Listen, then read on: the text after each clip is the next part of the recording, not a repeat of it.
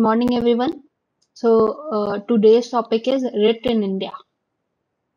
So, we'll be discussing what is the writ, different kinds of writ in India, and difference between the power of the High Court and Supreme Court in issuing the writ. Meaning of the writ.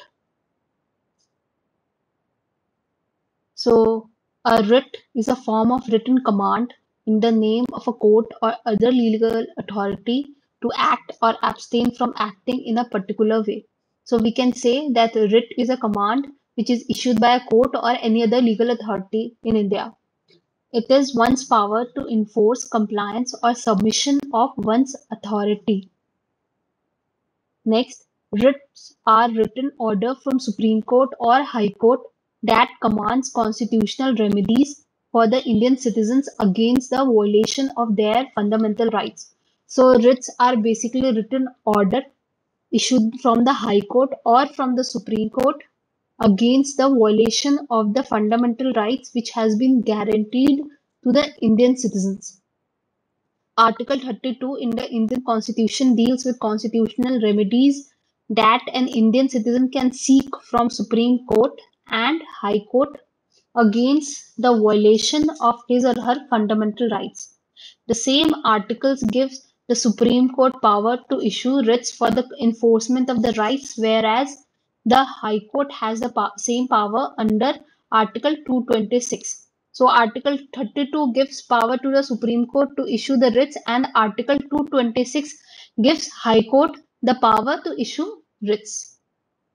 Now, writ is a quick remedy against the injustice for the protection of the rights of citizens against an government against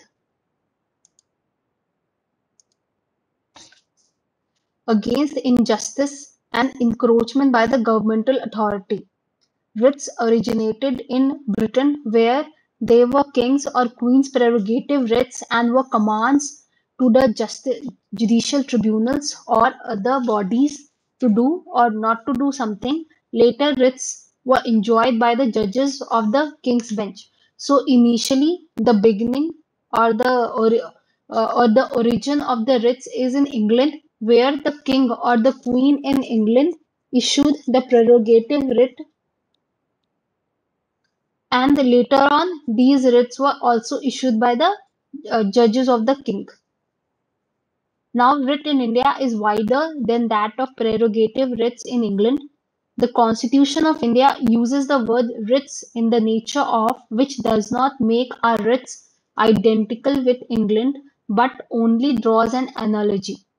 High Court can issue directions, order, or writ other than prerogative writ, which enable court to mold the relief to meet the requirement. So the writ which is prevalent in Britain is different from our writ, and here the court can mold the writ according to the relief sought by the aggrieved person. Now, types of writ. So overall, there are 5 types of writ in India. First is habeas corpus, second mandamus, third prohibition, fourth certiorari, fifth quo warranto. Now we'll be studying each writ one by one. First is habeas corpus. The Latin meaning of habeas corpus is that you can have the body, is to have the body of. This writ is used to enforce the fundamental right of individual liberty against unlawful detention. Through habeas corpus, Supreme Court or High Court can order one person who has arrested other person illegally to bring the body of the latter before the court. So this writ is issued when any person is illegally arrested or illegally detained by any person or by any authority, even the government authority. The object behind this writ is not to punish the wrongdoer, but merely to secure the release of the person illegally detained. The efficiency of this writ lies in its promptness and effectiveness in securing the release of person illegally detain. So the purpose behind this writ is to secure the release of the person. Now, Supreme Court or High Court can issue this writ against both private as well as against the public authorities. Now, there are certain situations where habeas corpus cannot be issued. First, where the detention is lawful. Second, when the proceeding is for contempt of a legislature or a court. Detention is by a competent court. And last, that detention is outside the jurisdiction of the court. So here the court, High Court or Supreme Court cannot give direction when the a lower court or subordinate court do not have jurisdiction. So these are the four situations where habeas corpus cannot be passed by High Court or Supreme Court. Now we come to mandamus. The literal meaning of mandamus is command. This writ is used by the court to order the public official to perform his duty or refuse to do his duty to resume his work. Beside public officials, mandamus can be issued against any public body, corporation, an inferior court, a tribunal, government that fail to or refuse to perform a public duty and discharge a legal obligation. So it is a command which can be given to any public authority to discharge a public duty or where that they fail to discharge a public duty. Now it is a judicial remedy in the form of negative and positive, as it may be issued not only to compel the authority to do something but also to restrain it from doing something. So even when there is excess of jurisdiction exercised by any authority, any governmental authority, then also the Supreme Court or High Court can issue mandamus to directing to restrain from doing that particular act. Mandamus cannot be issued against a private individual. So mandamus cannot be issued against any private individual. Now, condition for the grant of mandamus. Under what circumstances this writ can be issued by the court? First, there must be a public duty. Second, there must be specific demand and refusal. Third, there must be clear right to enforce the duty. So any public authority or any public institution who has a public duty to perform and there has been a refusal on their part to perform that particular duty, then the court can enforce that duty. Now, mandamus cannot be issued in the following cases. First, to enforce departmental instruction that does not possess statutory force. Second, to order someone to work when the kind of work is discretionary and not mandatory. So here, this against the discretionary work, the mandamus cannot be issued. To enforce a contractual obligation. So contractual obligation is always between the two parties and no public duty is involved in it. Mandamus can't be issued against Indian president or state governors. Last, against mandamus against cannot be issued against the Chief Justice of High Court acting in judicial capacity. So these are the situations where the writ of mandamus cannot be issued. Now we come to prohibition. The literal meaning of prohibition is to forbid. A court which is higher in position issues prohibition writ against a court which is lower in position to prevent the latter from exceeding its jurisdiction or usurping a jurisdiction that it does not possess. So basically, the writ of prohibition is to prohibit or to prevent the subordinate court from exceeding its jurisdiction or abusing its jurisdiction. It directs inactivity. Prohibition is a judicial order to the agencies, it can be judicial or quasi-judicial authority, from continuing their proceedings in excess or abuse of jurisdiction, in violation of the principle of natural justice, in contravention of law of the land. So these are the three situations or the three essential condition when it exists, then Supreme Court or High Court can issue the writ of prohibition. Now, prohibition is an efficacious and speedy remedy where a person does not desire any other relief except to stop the administrative agency. So, so where the public authority or the administrative body is exceeding their jurisdiction or abusing their power, then this writ can be issued to stop them. Now we come to certiorari. The literal meaning of certiorari is to certify, to be certified, or to be informed. This writ is issued by higher court to a lower court or tribunal, ordering them either to transfer a case pending with them to itself or to quash their order in a case. So certiorari is somewhat similar to the prohibition.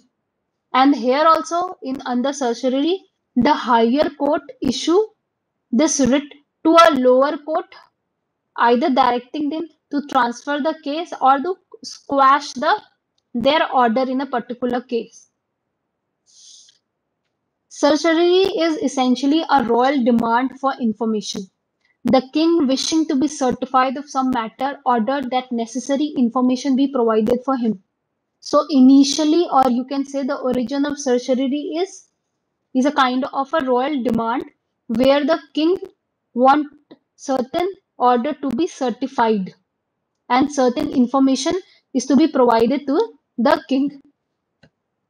The certiorari may be defined as a judicial order operating in personam, that is that between the parties, and made in the original legal proceedings, directed to any constitution, statutory or non-statutory body or person requiring the records of any action to be certified by the court and dealt with according to the law. So here the certiorari may be issued to against statutory or non-statutory body or person requiring any record of action. Okay, grounds on which certiorari can be issued: lack of jurisdiction, excess of jurisdiction, abuse of jurisdiction, violation of the principle of natural justice, error of law apparent on the face of record. So these are the 5 situations. When it exists, then the High Court or Supreme Court can issue the writ of certiorari. And here under certiorari, it is issued by the court to quash the proceeding or quash the order of the court. Now, quo warranto. The literal meaning of quo warranto is by what authority or warrant. The Supreme Court or High Court issue this writ to prevent illegal usurpation of public office by a person.